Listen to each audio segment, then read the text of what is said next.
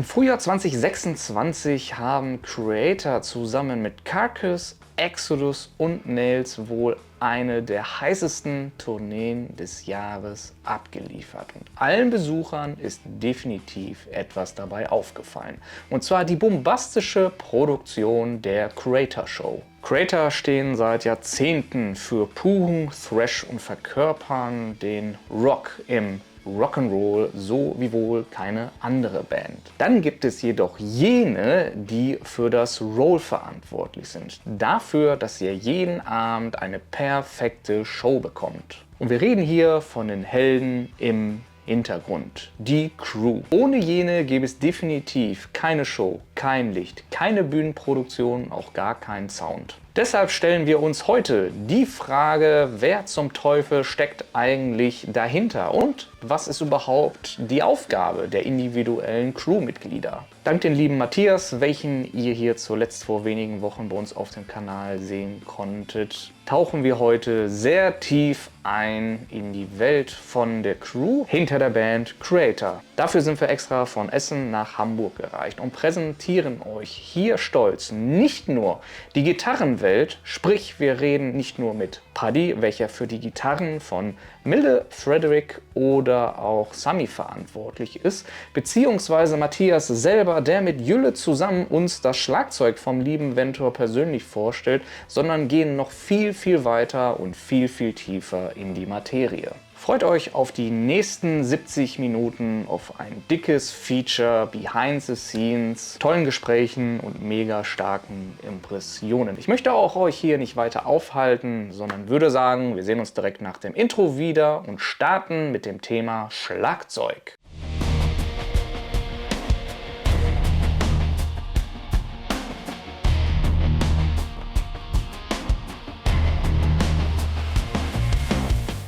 Thema Schlagzeug ist nämlich sehr gut. Wir fangen nämlich beim Schlagzeug vom lieben Jülle an und schauen uns das mal ein bisschen im Detail an. Das war am Anfang auch ein ganz einfaches E-Drum-Set, was quasi in dem Case einfach drin stand, man hat es rausgenommen, aufgebaut.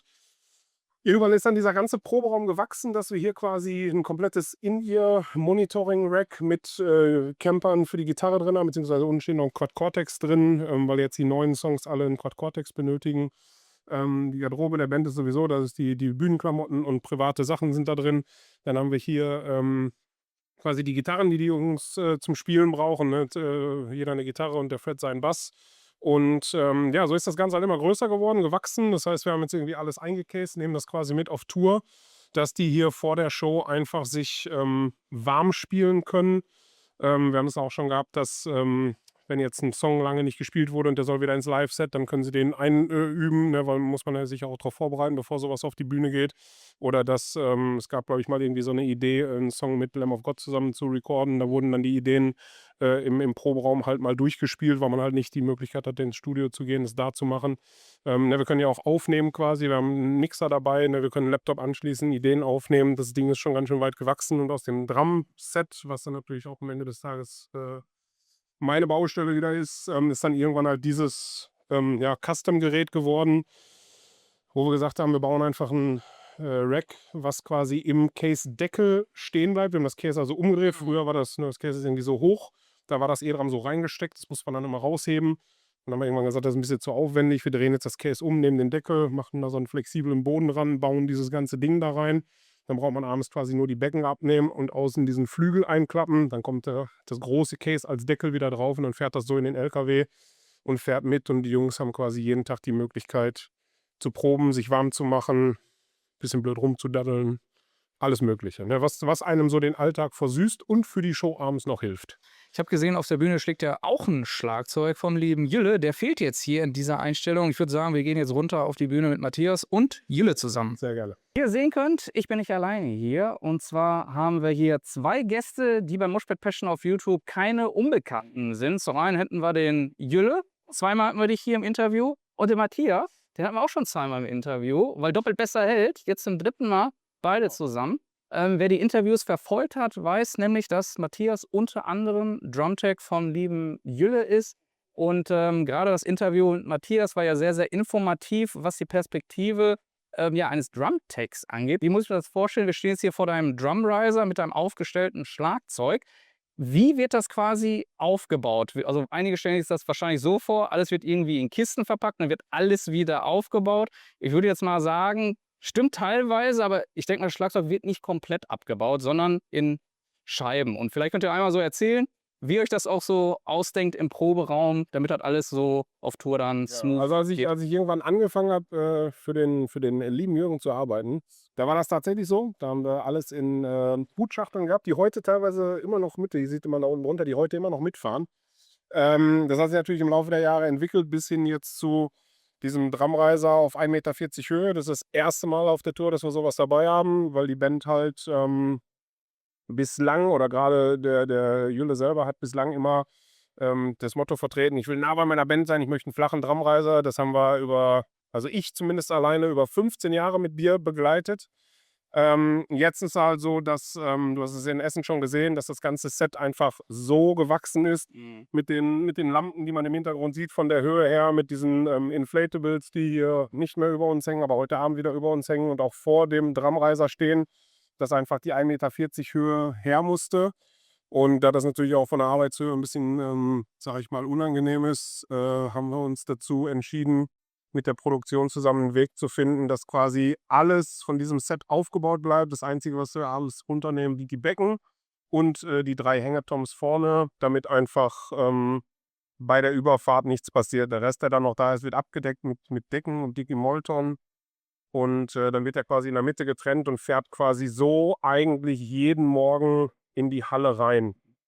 Und dann bereite ich das halt vor, dass es so ist wie jetzt. Und dann treffen wir uns meistens hier irgendwann. Zusätzlich noch zu dem niedrigen Drumriser war auch, dass man erstmal so einen hohen, der stabil ist, nicht so Genau. leicht gefunden hat.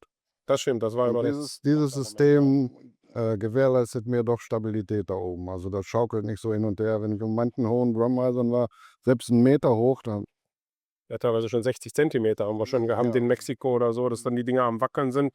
Deshalb haben wir einfach gesagt, dann lass uns einfach auf eine Höhe festlegen. Das war meistens waren 20, manchmal 40 Zentimeter. Das war dann immer so die Höhe, wo wir gesagt haben, da sind wir immer relativ stabil. Und hier hat jetzt tatsächlich die Firma MTS aus Rating, der Marc Schöffel, der uns in dem Fall betreut, der kam hier mit diesem System an, wo quasi unten dasselbe Deck, was hier oben ist, wo alles draufsteht, nochmal umgedreht unten drunter ist, wo dann die Rollen drunter sind, dass wir einfach wirklich, also du kannst an dem Ding halt wirklich wackeln, das ist Ne, das ist sehr massiv. stabil. Und genau, so kam dann diese 1,40 Meter Variante zustande irgendwie. Und ich meine, das sieht da von vorne auf schön aus. So. Auf jeden Fall. Sehr imposant. Und diese Dinger, sage ich jetzt mal, ist das custom-made oder sage ich jetzt mal, wie die Firma, die hat sich speziell darauf eingeschossen, sagt, das ist unser Business, sowas herzustellen. Das könnte jetzt, was weiß ich, wenn Heaven Shall Burn auf Tour sind, die würden das gleiche Modell im Prinzip bekommen, damit die halt, was weiß ich, der wird halt natürlich mit Kosten verbunden. Wenn du 5 selbe Dinger herstellst und sagst, das ist mein Business gibt ja wahrscheinlich Custom-Shops, die sowas dann machen. Also im Grunde genommen ist es die Firma MTS, der Marc Schöffel, der hat uns quasi dieses Ding hier designt. Es ist aber ein Standard Drumriser-System, was man so einfach kaufen kann. Davon hat er mehrere bei sich in der Firma. Und je nachdem, welche Band da anfragt, bekommt das quasi dann auf der Höhe oder für den Gebrauch, wie sie es benutzen wollen, vom Markt zusammengestellt. Und wir haben jetzt hier, wie gesagt, diese 1,40 Meter Variante mit den umgedrehten Decks unten drunter für mehr Stabilität. Das dient dann gleichzeitig auch als Lager, ne, dass einfach noch Sachen mitfahren können. Und genau, so kommen wir da quasi an diesen Drumriser. im Proberaum brauche ich den nicht, weil unser Proberaum ist gerade mal so hoch. Nein, nicht ganz so bis hier. Stimmt, ein bisschen höher ist er. Ja. Genau, nee, das ist halt reines Tourbesteck auf jeden Fall. Das nehmen wir dann halt so mit. Ja. Und was sagst du jetzt nach der Zeit, wo du mit dem 1,40er, habe ich richtig rausgehört, Drumriser spielst? Weil ich kann mich sehr, sehr gut erinnern, gerade als Konzertfotograf, dass du halt ja relativ flach spielst. Und jetzt nach der Tour mit dem Schiff, was ist so dein Fazit? Ich bin sehr zufrieden, ja. Also komme sehr gut damit klar. Die Band ist zwar jetzt weit weg. So, gibt gewisse Szenen, da habe ich sie schon hinbeordert. Kommt mal bitte nach vorne bei dem und dem Part, damit ich mal ein bisschen Kontakt mit euch habe. Einmal zwischendurch kommt der Mille, steckt seinen Kopf zwischen den Dingern durch und guckt. So, aber da ich ja mit In-Ear spiele, ich habe den super Sound da oben. Unser In-Ear-Mixer, der macht das vom Allerfeinsten. Ich bin sehr zufrieden. Und ich bin der Captain auf meiner Brücke da oben. Auf jeden Fall. Wie Ganz ist, allein. wie ist das eigentlich, also für die Leute und Zuschauer, das zeige ich euch jetzt einmal, und zwar nämlich vor deinem Schlagzeug ist ja nochmal so, wie nennt man das, ein Stage-Bit.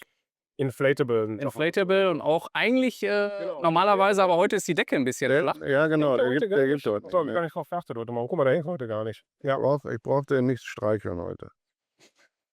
Wie ist das normalerweise, beziehungsweise als du damit angefangen hast, diese Idee zu entwickeln, ich möchte irgendwas von meinem Schlagzeug haben oder auch über mein Schlagzeug oder auch bei der letzten Tour war es ja hinter dem Schlagzeug der Dämon, der sah immer so aus, als würde er dich so umarmen, mit dir kuscheln wollen. Genau, ja. Ist das etwas, wo du dich relativ schnell dran gewöhnt hast oder ist das so, ja, ab und an behindert das irgendwie so beim Spielen, weil du merkst, irgendwas ist über mir und hinter mir und das Ich merke nichts. Wenn ich da oben sitze und trommel, dann bin ich in eins mit dem Schlagzeug. Dann merke ich noch niemals, wenn der August hinter mir Blödsinn macht. Was er natürlich nie macht. Nein, natürlich nicht. Natürlich nicht. Nein. einige fragen immer, ja, was spielt denn der Jülle da überhaupt? Ich würde sagen, wir machen mal kurz einen Cut und gehen nach oben. Braucht gar keiner wissen, dann kann er sowieso keiner. Kriegt sowieso keiner. Bevor ich hier hochgehe, gibt es einmal eine Faust mit dem August Genau hier unten an der Treppe, weil ich bleibe ja unten. als Glücksfaust und dann. Das war's. Genau. Er muss dann nicht sein. Das Schlagzeug, welches hier steht, gibt es da einen Unterschied zu dem, was im Proberaum steht, beziehungsweise auch im Studio? Und wenn ja, was unterscheidet sich da wie und warum? Also dieses Schlagzeug hier wurde speziell für mich gebaut. Mit Zusammenarbeit mit dem Matthias, mit dem Genaugust und ja, da gibt es nur einmal. Weil so wird es nicht wieder gesehen. Und der August kann da auch mehr zu sagen. Genau, also im Grunde genommen ist das erstmal vom Setup, also von dem, was bei Creator gespielt wird, ist es eigentlich immer das Gleiche. Also wenn du jetzt ins Studio kommen würdest oder in den Proberaum kommen würdest, findest du dieselbe Anzahl an Becken, dieselbe Größe von Becken, auch dieselbe Beckenserie, dieselbe Anzahl von Toms, das ist denselben Aufbau, die beiden Rototoms, das Gongtom. Du findest also alles genauso, wie es hier steht, auch im Proberaum und auch wenn wir im Studio sind, auch im Studio. Im Studio ist es halt meistens das Set, was auch live gespielt wird. Das war damals auch von Tama ein Star Classic Set, aber ein Star Classic Maple Set, also mit Ahornkesseln. Das steht jetzt im Proberaum, das haben wir quasi zum Dauerproberaum-Set gemacht. Und dieses Set hier ist auch ein Tama-Set aus der Star Classic Serie, aber mit reinen Bubinga-Kesseln. Das haben wir dann quasi in 2-jähriger Entwicklungsarbeit extra quasi nach Kundenwunsch, hätte ich fast gesagt, nach Künstlerwunsch quasi bauen lassen.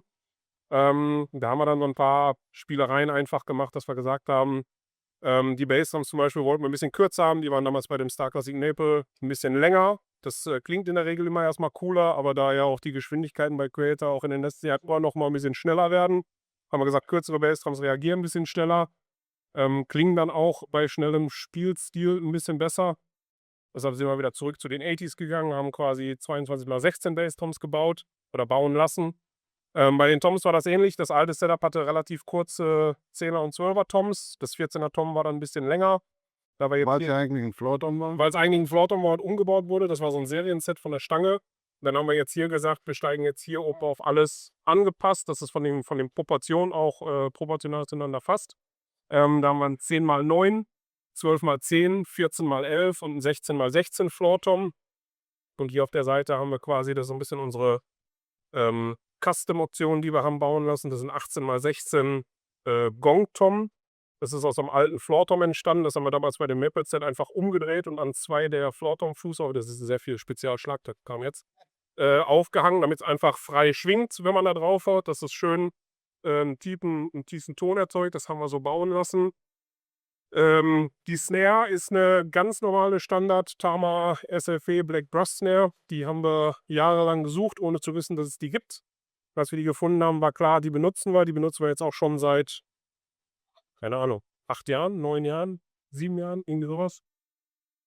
Genau, dann kam irgendwie, nachdem ich fest dazu kam, das ist schon vor meiner Zeit gekommen. Das hast du aber früher nicht gespielt, ne? Gong-Tom hast du in den 80ern, 90ern nicht gespielt. Nee, nur als normales Floor, ne? Genau, als normale Floor und dann kam das irgendwann dazu. Rotos waren in den 80ern schon mal da. Die wurden dann irgendwann abgewählt und dann irgendwann hat er gesagt, weil Hate über alles war es im Studio, ne? Ich will wieder Rotos haben. Aber ich will keine Rotos haben, die hatten wir in den 80ern schon. Das will ich nicht nochmal machen. Also haben wir was Neues gefunden. Haben hier jetzt so Mini-Tims heißen die, also quasi kleine Timbales. Die sind ein bisschen höher gestimmt als die restlichen Toms, damit die so einen Roto-Sound haben. Dann haben wir beckenmäßig alles meine aus der Classic Custom Dark Serie. Dann haben wir 16, 18, 19, 20 Crash, 16er Lochcrash, 2 Chinas, 1 mit Löchern, 1 ohne, 2 Hi-Hats, eine ein bisschen dicker, eine ein bisschen dünner und ein schönes Big Bell Ride. Was noch? Ich habe eine Frage tatsächlich mal. zum Thema Snare Sound. Es ist Ja. so, ihr habt X Alben veröffentlicht, so und, es ist ja manchmal so, dass Drummer auch beim Snare Sound pro Album oder je nachdem pro Song auch ein bisschen experimentieren, so. Und da gibt's ja verschiedene Typen, verschiedene Kessel et cetera pp. Und, wie ist das quasi im Studio, wenn du da einen Song gespielt hast und der jetzt auch auf Platte ist und der hat dann, 'n anderes Snare wie live? Gibt's da irgendwie Methoden, sage ich mal, vom Sound her, dass das dann irgendwie angepegelt ist? Oder ist das so, dass er sagt so, die Unterschiede sind zumindest live jetzt nicht so groß, dass das jetzt dieser charakteristische Snare-Sound live auffallen würde? Also im Grunde Von genommen Platte. ist das so, dass du im Studio eigentlich immer versuchst, einfach was zu finden, was zu dem, also wenn du so ein Schlagzeug jetzt in so ein Studio trägst, mag das ganz anders in Studio A klingen als in Studio B, weil die Räume anders sind. Dann hast du 'n Holzboden, hast du 'n Steinboden, hast du andere Wände, Glas, was weiß ich, keine Ahnung. Das heißt, im Grunde genommen, versuchst du später, nachdem das ganze Schlagzeug soundmäßig, im Raum erfasst wurde, einfach den Snare-Sound so ein bisschen an diese aktuelle Produktion, auch mit verschiedenen Gitarrenstimmungen und so anzupassen. Und da haben wir tatsächlich im Studio sind's dann immer die Snares, die gerade passen. Die bringen dann eigentlich immer eine große Kollektion mit, macht die halt alle fertig und dann sitzen der Ventor und der Produzent, quasi auf der anderen Seite der Scheibe und hören sich das an, wie die Snares klingen. Und, dann wird entschieden, was passt am besten zur Produktion, was gefällt dem Jule natürlich am besten. Live ist das was anderes. Da ist also auf der letzten Platte zum Beispiel ist dieses Snare gar nicht vorgekommen. Da haben wir einfach eine andere gefunden, die sehr gut nicht auf der letzten Platte, auf der vorletzten Platte. Auf der letzten Platte auch nicht, ne? Habt ihr auch eine andere genommen, ne? Da war ich nicht dabei. Live ist das halt so, dass, in dem Fall der Künstler immer, das gilt nicht nur für Creator, das gilt für alle, aber hier ist, diese Kluft ziemlich groß, sage ich mal, zwischen der Vorstellung des Künstlers und der Vorstellung des, Front of House, Toningenieurs, den werden wir ja nachher auch noch kennen. Und, bei Creator war es eigentlich immer so, dass das, Schlagfell immer hier so ein Kevlar, kugelsicher, ölfest und, also sehr, sehr widerstandsfähig, bis zur, ja, größten Anspannung hochgedreht ist quasi, dass man halt fast das Gefühl hat, man haut auf so eine Tischplatte, so hart ist das. Was natürlich einen sehr hohen Ton erzeugt. Das war immer des Künstlers Wunsch. Front of House hat da immer eine andere Vision und möchte das gerne ein bisschen tiefer haben. Und ich bin dann quasi der dazwischen sitzt und versucht, mit dem richtigen Instrument, dem richtigen Fell, der richtigen Stimmung, beide Seiten glücklich zu machen. Das ist immer ein Kompromiss für beide. Und da haben wir echt jahrelang Snares getestet, auf Festivals immer mal Leihmaterial probiert und immer mal wieder, entweder kamen vom Winter, gib mir Chipschüssel, die muss höher, das geht nicht. Oder von vorne kam, die Snare ist so hoch, stimmen die mal tiefer. Bis wir halt diese Snare gefunden haben. Die ist halt wirklich für uns so die, ja, eierlegende Wollmilchsau, die funktioniert halt, ne? Genau, die benutzen wir halt seitdem live, ne? Das ist so die haben wir dreimal, ne? Einmal als A-Snare, einmal, falls die kaputt geht, haben wir noch eine Reserve. Und für Flugshows, wenn wir irgendwo hinfliegen, haben wir noch eine im Koffer zum Fliegen. Genau, das ist so, das, was wir hier benutzen.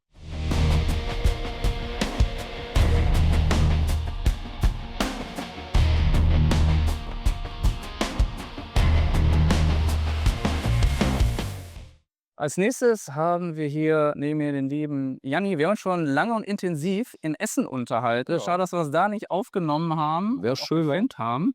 Aber das holen wir nämlich jetzt nach. Stell doch einmal bitte deinen Job hier auf der Creator Tour einmal kurz vor. Bin der Janni, ich bin der Setbauer offiziell. Heißt alle Dämonen, alle Inflatables, das Backdrop, ist alles in meinem Aufgabenbereich.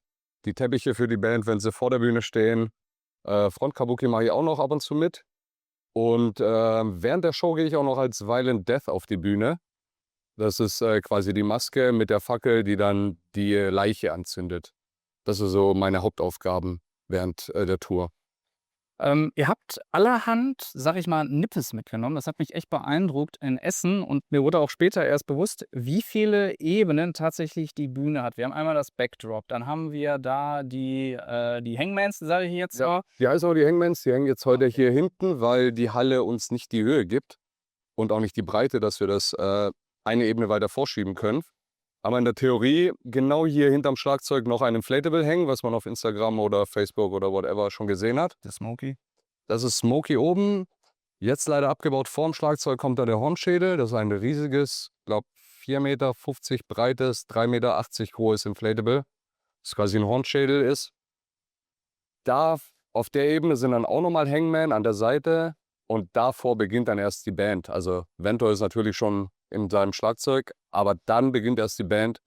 Und dann beginnt die nächste Ebene mit noch den seitlichen Inflatables, der Band, dem ganzen Feuer und alles. Also mich hat das echt beeindruckt und dann auch Mhm. die Show, weil ich das ganze Ding echt nochmal mit einer anderen Perspektive gesehen habe. Und da habe ich direkt dem Matthias geschrieben, ich so, ey, was ihr da auf die Beine gestellt habt und natürlich dann die ganze Musik, die Band, das Ganze in Harmonie, auch mit dem Licht zusammen. Ich habe schon sehr, sehr viele Konzerte gesehen, aber sag ich mal, ein Step vor Arena, also sehr, sehr große Indoor-Hallen.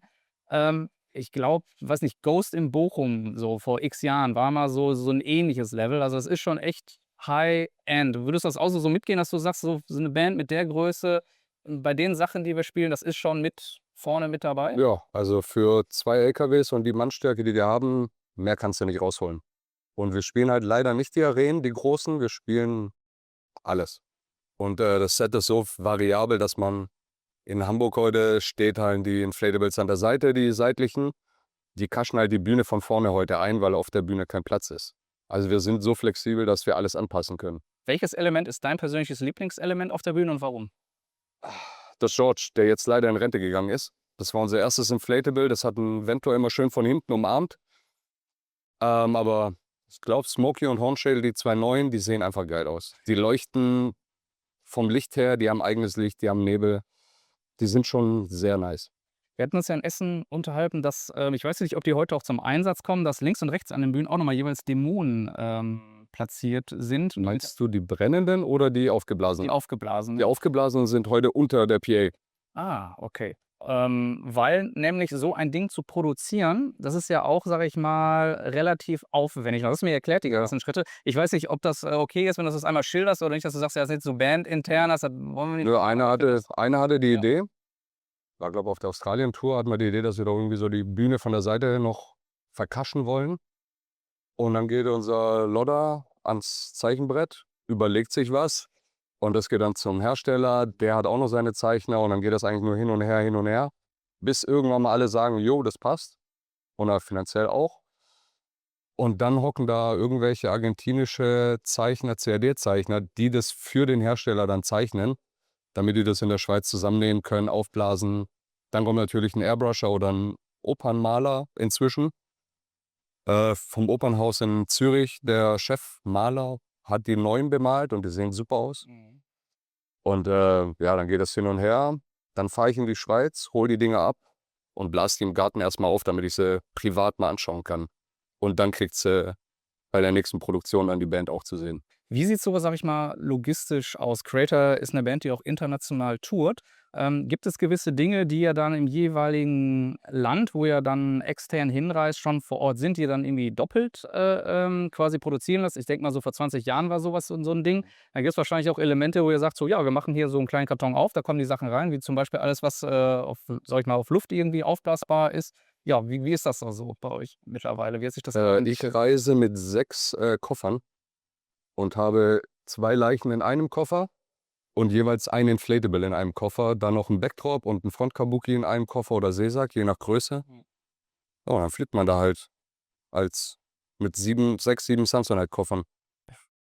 Und das ist mit der Backline, da können die Backliner besser erzählen, aber Gitarrencases haben wir und der Rest wird auch geflogen. Und dann halt immer je nachdem, was wir nutzen können. Wir fliegen jetzt nach der Tour in die USA. Da wurde lange überlegt, was können wir machen. Werde ich jetzt nicht sagen, aber das war eine lange Entscheidungsfindung. Wir sind ja auch hier vor dem riesigen Backdrop und ich weiß noch, das war so das allererste Element, als wir die Halle betreten haben, so wow, ist das geil. Und das war tatsächlich auch das Erste, was du gesagt hast, dass du sehr, sehr stolz bist, gerade auf dieses Element. Vielleicht kannst du einmal kurz darauf eingehen, warum du das gerade auch noch so sehr, sehr speziell findest. Weiß nicht, ob man das jetzt sehen kann. Es ist ein sehr cooles noch mal. Design. Leider hier nicht in der vollen Höhe, aber es steht nirgendwo Creator drauf. Das hat der Lodder sehr geil gemacht. aber man erkennt sofort, dass es Creator ist.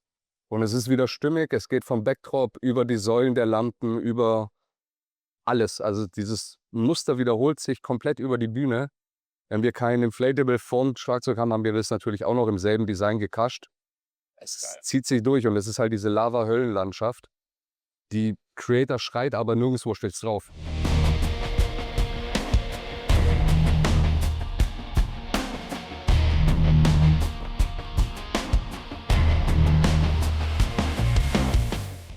Als nächstes sind wir hier in der Abteilung Licht. Neben mir der gute Lodder. Schön, dich kennenzulernen. Hi, freut mich. Ihr habt ja gerade schon das eine oder andere gehört bezüglich Bühnenproduktion vom Schlagzeug über das Thema Bühnenbild.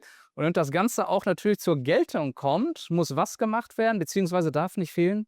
Licht. Genau, und dafür bist nämlich du zuständig. Ich zuständig, genau. Also ich mache ja sozusagen den Lichtdesign und Operating. Also ich denke mir halt viele Sachen aus, wie es dann visuell ausschaut. Und blend ein bisschen die Leute, passend zur Musik. Genau, das ist eigentlich mein Part. Kriegst du vorab, sag ich mal, auch die Musik geschickt, damit du weißt, aha, die spielen jetzt die und die Songs, ich setze mich jetzt mal hin und konstruiere ein Lichtkonzept, oder kriegst du so Sachen vorgegeben, dass gesagt wird, ja, wenn der und der Song... Nein, also das lichtmäßig, also fangen wir mal so an. Ich bekomme irgendwann die Musik und dann entstehen dann schon Ideen im Kopf. Das Allerwichtigste für mich ist eigentlich so, wie wird das Cover, wie wird das Albumcover, weil anhand dessen richte ich mir natürlich so farblich. Und das Albumcover war jetzt mehr oder weniger ausschlaggebend für die 2 Inflatables, also dieser eine Kopf und das Gehörnte, dieses Monster. Und das wurde dann umgesetzt, das wollte der Mille auch haben. Und ja, letztendlich dadurch haben wir jetzt 2 neue Inflatables mehr. Ich habe eigentlich, wenn ich die Musik höre, habe ich dann schon automatisch ein Farbkonzept irgendwie im Kopf und versuche das dann irgendwie umzusetzen. Und ich habe da komplett freie Hand. Auch Mille und die Bands, die vertrauen mir da. Und so kann ich einfach tun und lassen, was ich möchte. So. Wie verhält sich das? Es gibt ja verschiedene Wege, wie man das quasi transportiert und zeigt. Ich kenne einige, beziehungsweise aus meiner Zeit, wo ich noch in der Veranstaltungsindustrie gearbeitet habe, da gibt es diverse Programme und da wird die ganze Lichtshow schon animiert. Zum Beispiel sagt der gute Bekannter, der bei Korn das Licht macht. Und dann gibt es auch welche, die sagen so, ja, wir filmen das ganz stumpf auf ein Stativ ab, schicken das dem Künstler, weil die sagen so, ja, PC und CAD-Programme ist alles schön, aber ich möchte mal sowas gerne haben. Wie ist das da bei euch bei Also Creator? bei mir oder bei Creator ist es so, ich arbeite auch mit so einem relativ realen Visualisierungsprogramm. Also da konnte ich halt dementsprechend auch diese Bühne komplett erstellen und einfach meine Ideen einbringen. Und dann wurde das schon vom Mille abgesegnet. Und da programmiere ich die Songs vor und schicke ihm natürlich auch was, wie ich mir was vorstelle. Weil in meiner Lichtwelt versteht manchmal der Musiker nicht, der braucht das einfach visuell, dass er einfach weiß, was ich meine. Und so kommen wir dann irgendwie zusammen und das ist einfach wie so ein Puzzlestück. Ne? Am Anfang, du hast das Album und dann geht's los. Wo stellt man welche Lampen hin? Was macht man mit Inflatables? Das ist wie so ein Puzzle und das geht dann über, sage ich jetzt mal, 2, 3 Monate und dann hat man irgendwann ein fertiges Produkt und bei den Proben, dann freut man sich, das ist wie bei so einer Geburt, wenn man das zum ersten Mal sieht, wie das Ganze dann zum Leben erwacht. Jetzt gibt es heute, leider sind wir in Hamburg. Warum leider? Es gibt nämlich ein Element, welches nicht so eingebunden wird. Ich glaube sogar gar nicht, das Element Feuer. Das gehört ja auch zum Bühnenbild und es ist ja so auch Zusammenspiel mit Licht. Wie ist das dann zum Beispiel dann in der Konzeptentwicklung, wenn ihr so überlegt, so ja, aber vergiss bitte nicht das Feuer? Oder ist das dann so das erste, sag ich mal, das Thema Licht kommt und dann kommt erst so, ja, aber bedenk auch bitte, Feuer muss auch noch irgendwo eingebaut werden. Wie ist da so der Workflow? Feuer finde ich jetzt bei Creator auch unfassbar wichtig und es ist ja eigentlich auch so ein Zusammenspiel. Von daher wird es heute ist ein bisschen traurig, ein bisschen schade, dass das nicht geht. Also auch dieser Inflatable hinten, wir haben ja so einen geflogenen Kopf, der ist für mich auch wirklich so... Smoky, ne? Genau, ja, der ist für mich auch wirklich so ein wichtiges Element. Ich merke es dann schon, wenn das Feuer fehlt. Ich weiß jetzt nicht, ob der Gast, ich meine, die kriegen ja natürlich auch irgendwelche Reels oder Recaps mit, wo überall Feuer ist. Heute ist natürlich nichts und man versucht es natürlich ein bisschen zu kaschieren oder einfach dann auch mit Licht ein bisschen, ich sage jetzt mal, zu kaschieren. Aber ja, Feuer ist trotzdem ein wichtiges Element, kann ich mit Licht nicht. Muss ich mich mal ganz kurz hier in dieses Interview schleichen. Der Blinky, der heißt nämlich Blinky, weil wenn wir kein Feuer haben, dann blinkt der ja viel mehr als sonst.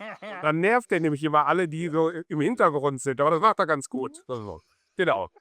Ja, Creator, Licht, ist halt wie die Musik. Muss halt ein bisschen vielleicht mal ordinär in die Fresse gehen. Die Leute sollen das spüren. Also dementsprechend sind sie auch auf dem Metal-Konzerte und ja, das ist, man versucht es eigentlich wie in Kinofilmen irgendwie aufzubauen und man hat irgendwie Höhen und Tiefen. Mein persönlicher Eindruck ist, wenn ich die ganze Produktion sehe, auch im Vergleich zu den letzten 10 Jahren, dass das noch mal 'ne Stufe, was heißt draufgesetzt, aber on top ist, aber irgendwie schon, gerade durch die verschiedenen Ebenen. Dann kommt das Lichtelement, das Feuerelement. Siehst du das auch so? Ja. Also eigentlich ist es, also ich will mich da nicht selber loben, weil es ist ja wirklich mehr oder weniger sind wir da alle beteiligt, dass das Projekt irgendwie da wächst. Und ich würde sagen, das ist dann der nächste Step, aber wir sind noch lange nicht am Ende. Also da kann man auf jeden Fall noch ein paar Schippen draufsetzen. Da gibt es schon die ersten Ideen, weil ich bin der Meinung, man soll sich nicht ausruhen. Ja, also von daher abwarten, aber jetzt haben wir erst einmal für die nächste, sage ich etwa 1,5, 2 Jahre, sind wir erst einmal gut unterwegs, können uns da irgendwie mal präsentieren, vor allem auch auf Open Airs, also auf großen Open Air Bühnen. Man muss natürlich immer schauen, wir fahren halt nur in Anführungszeichen mit 1,5 oder 2 Trucks. Also man ist da nicht wie, weiß ich nicht, Sabaton, die da mit, weiß ich nicht, 18, 15 Trucks kommen. Muss ja immer irgendwie in Relation bleiben, das Ganze. Von daher bin ich eigentlich schon der Meinung, dass man das Maximum erstmal für die Möglichkeiten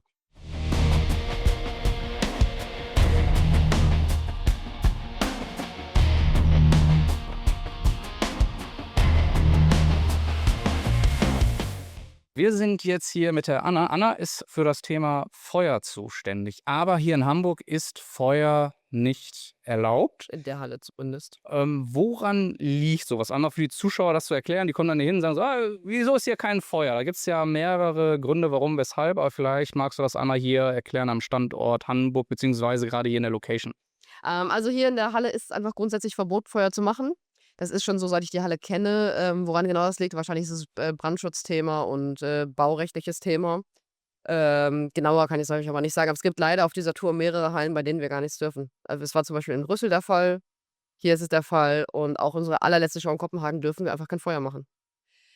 Das ist immer sehr frustrierend, aber dann müssen wir halt leider damit leben. Wie sieht dann dein Arbeitsalltag aus, wenn gesagt wird, ja, heute darfst du dann kein Feuer machen? Kriegst du dann andere Zuständigkeiten, andere Aufgaben oder ja? Es war so ein bisschen unsere Bühnencrew, die aus unserem Lichtsystema, unserem Set und Allrounder Janni und also Lichtsystema Markus, unserem Set und Allrounder Janni und mir besteht. Ich helfe denen einfach da, wo es geht, ein bisschen. Ich habe das Glück, dass es ausgerechnet heute kein Feuer ist, wo ich ein bisschen krank bin. Dadurch konnte ich ein bisschen langsamer machen, was ein Glück ist. Ansonsten habe ich zumindest heute noch Konfetti, was ich nutzen darf. Also, das ist das eine. Ich habe wenigstens ein bisschen was zu tun. Genau, das heißt einfach, wir gucken, dass wir uns gemeinsam unterstützen. Ich mache sowieso den Truck Loadout und Load-in jeden Tag. Das passiert dann einfach automatisch weiterhin, so wie es ist. Set muss sowieso auf die Bühne ein paar Teile, wo sonst Flammen rauskommen, nutzen wir einfach nur als Bühnenerweiterung, wie zum Beispiel dieser Metallreiser an der Bühnenvorderkante. Der wird trotzdem weiterhin als Reiser einfach benutzt, dass die Leute da drauf gehen können. Solche Sachen. Hat ja noch einen anderen Kursenamen. Wie gesagt, heute kommt das nicht in Einsatz. Glaube ich, der Grill wird das auch Er wird bei euch hier gerne genannt. Grill oder Barbecue genannt. Eigentlich hieß das Ding mal anders. Ich habe es auch lange versucht durchzuhalten. Mittlerweile nenne ich ihn auch nur noch Barbecue. Es ist, wie es ist. Auch nicht schlecht. Was ich sehr gerne wissen würde, ist, wenn du das, was du jetzt hier auf der Tour machst, vergleichst mit deinen vorherigen Jobs oder auch Tourneen. Sag mal, wie umfangreich oder intensiv ist das im Vergleich dazu? Also ich meine auch, was da in die Luft geschossen wird, weil wir hatten das auch schon vorher ein bisschen analysiert. Ne? Das ganze Bühnenbild, das ist ja bombastisch und auch schichtweise aufgebaut. Da gibt es ganz viele Elemente von Licht über, sag ich nenne es jetzt mal 3D-Elemente, die man aufblasen kann und dann halt auch dementsprechend Feuer. Es ist schon relativ umfangreich, vor allem, weil es halt eben bei der Band immer so war, dass in sehr vielen Songs vor allem was eingesetzt wird. Es gibt andere Bands, die nutzen es bei sehr wenigen Songs nur als Akzent und hier ist es einfach ein sehr essentieller Bestandteil dieser Show. Insofern ist das schon was Besonderes. Wir versuchen es ja auch im hinteren Bereich der Bühne noch ein bisschen was normalerweise zu haben, um halt eben auch die Tiefe zu erschaffen. Also wir haben auch Barbecue-Elemente im hinteren Bereich der Bühne in dem Fall. Der Setaufbau ist schon relativ besonders. Es ist ziemlich cool geworden dieses Mal, ne, mit dem Lichtdesign. Das hat der Kollege wirklich gut gemacht. Jede Tour ist ein bisschen anders. Kommt ja auch auf die Locations an, die man spielt, auf die Größen an. Ne? Man muss teilweise ja auch anpassungsfähig sein, weil nicht in jedem Land hast du die gleiche Größe, nicht immer hast du eine Arena-Größe oder ähnliches. Ähm, ich habe schon unterschiedliche Touren gemacht, ne? Ob von etwas kleiner zu standardmäßig. Das ist Thema, wenn du Pyro oder Feuer machst. Du hast eigentlich immer größere Locations und Produktionen, sonst passiert das einfach nicht. Aber es ist ein sehr schöner Allrounder, was wir dabei haben, würde ich persönlich sagen. Wir haben ja schon rausgehört von deinen lieben Kollegen und wer natürlich auf Instagram unterwegs ist, dass die Band jetzt demnächst in den USA dabei ist. Die erste Frage ist, bist du auch ein Teil davon? Nein. Okay, weil nämlich, wir hatten das nämlich auf der Autofahrt im Gespräch. Und zwar ist es zum Beispiel so, ich weiß von der Band Rammstein, dass sie zum Beispiel mit ihrer Feuershow, wenn die unter anderem in der Region Chicago spielt, das ist absolut verboten. Es resultiert ganz einfach daher, dass die Hütten nicht nur uralt sind, sondern auch irgendwelche Gesetze, die 200 Jahre alt sind. Die hatten auch früher noch mal ganz andere Feuer, da sind direkt ganze Dörfer niedergebrannt worden, die aber bis heute noch gelten. Das ist absolutes Feuerverbot. Hattest du auch schon mal sowas, wo du so dachtest, so, was sind das eigentlich so für, was heißt nicht für bescheuerte Gesetze, aber etwas, die sind ein bisschen aus der Zeit gefallen, weil heutzutage, gerade mit der ganzen Technik, kann man ja noch das Thema Feuer irgendwie anders bedienen, noch wie vor 20, 35 Jahren, wo das ja so aufkam als Bühnenelement. Ja, es ist, in Deutschland ist es relativ deutschlandweit geregelt. Zwar ist es theoretisch jedes Bundesland, aber grundsätzlich weißt du da, worauf du dich einlässt und da kümmere ich mich auch selber um die Anzeigen. Jedem anderen Land brauche ich natürlich einen Covertag, beziehungsweise die Lokalen müssen es für mich anzeigen. Alleine schon dadurch, dass man in Europa ja auch in jedem Land andere Gesetze hat, ist es schon ganz spannend. Aber es gibt auch da Länder, wo man sich manchmal denkt, wie kommt ihr als Behörde, als Feuerwehr, wer auch immer das in dem Fall jetzt reguliert, wie kommt ihr da drauf? Was ist eure Argumentation dahinter? Da habe ich auch schon letztes Jahr auf einer Tour, wo wir dann uns entscheiden mussten zwischen 2 Effekten, weil wir nicht beide machen durften, weil sie sagten: „Nein, die sind übereinander, das dürft ihr nicht.“ Manchmal fasst man sich ein bisschen an den Kopf und denkt sich: „Das ist doch schon einfach nur verrückt.“ Aber das ist das Problem, man muss sich natürlich immer an die lokalen Gesetze halten und dann muss man Kompromisse finden. Das ist eigentlich das große Ding. Der Job ist oft in dem Bereich ein großer Kompromissfinder, weil man einfach immer gucken muss, wie kann ich das Beste aus dem herausholen, was ich hier an lokalen Gegebenheiten habe, an Größe habe. Und das macht aber auch einen gewissen Reiz davon aus. Jana, vielen lieben Dank, dass du uns einen kleinen Einblick gegeben hast. Und für euch da draußen, wir machen jetzt weiter mit dem Thema Monitoring.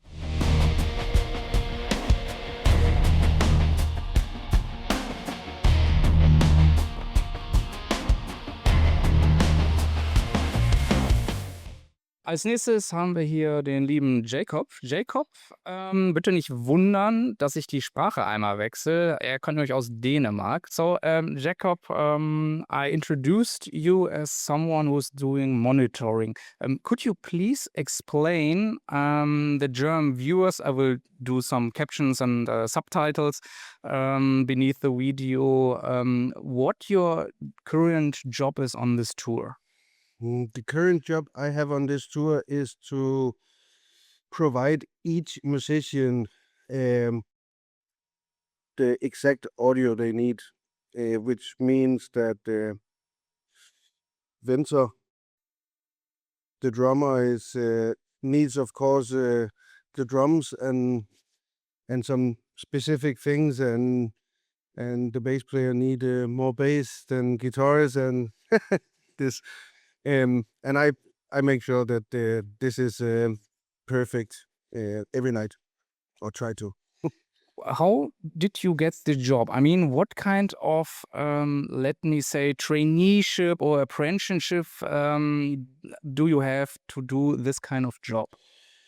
I have a Danish education in audio. So very simple, like for our viewers out there, Yeah. it's where you can do this on a, can you do it at a university, or is it a special audio school, or where? It is a audio school where you are attached to a company in the 4 years you're doing this education. And can you explain a little bit what kind of, let me say, things you are using to do your job? Yes, I'm using are we going in details with brands? Yeah, maybe you can explain the brands and what the job is. For sure. first thing I have is a Midas Pro Series mixing disc, and we only go with IEMs, which called is in-ear monitoring. So we have no speakers on stage. Everything is in earphones, custom fitted earphones.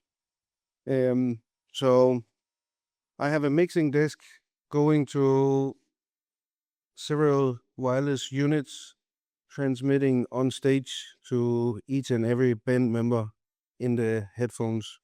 And maybe to explain a little bit, it is completely individual what the person can hear on their ear, because some, I don't know, it's just bass, just drums, but it's completely individual.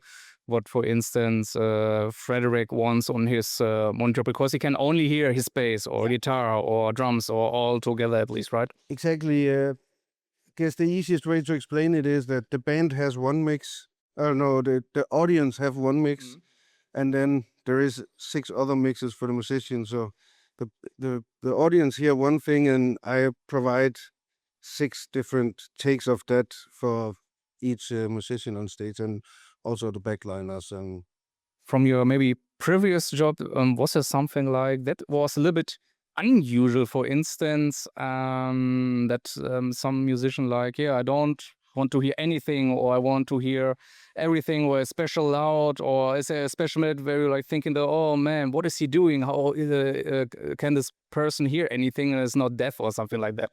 I guess it's no secret that this band, with also the history of this band, that it's not the quietest in-ear monitor in the world. They're pretty loud. All right.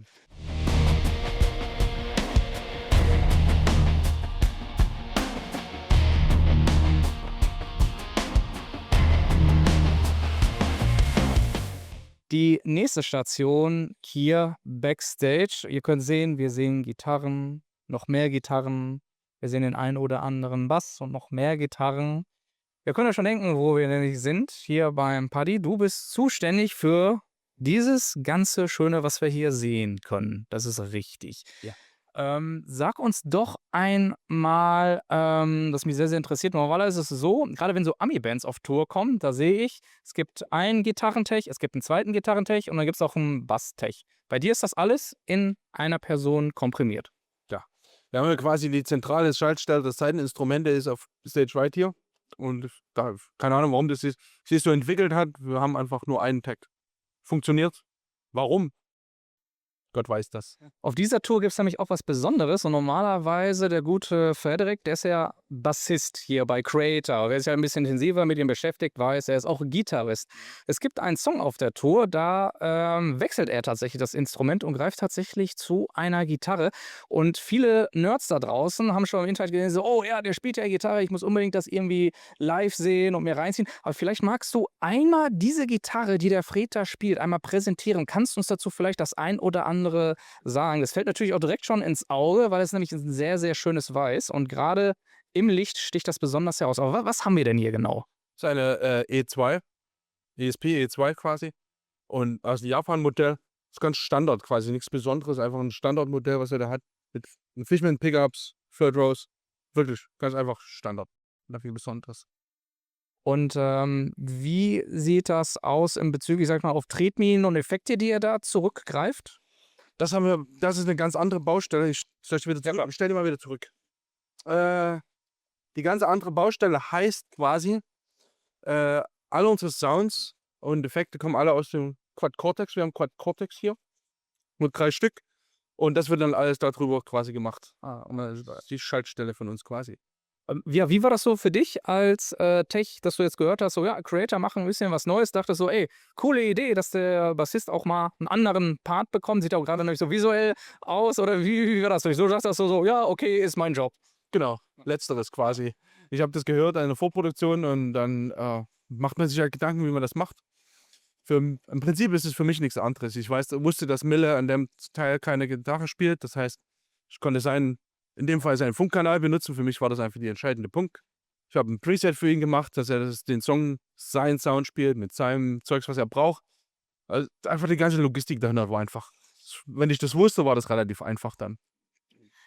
Was auch mir persönlich aufgefallen ist, ist natürlich diese schöne Gitarrenform hier. Der eine oder andere, der die Creator Show auf der Tour gesehen hat oder auch in der letzten Zeit generell, den lieben Sammy, der hat nämlich, ich würde sagen, eine neue Main-Gitarre, wenn man es so sagen kann, eine schöne, Ja.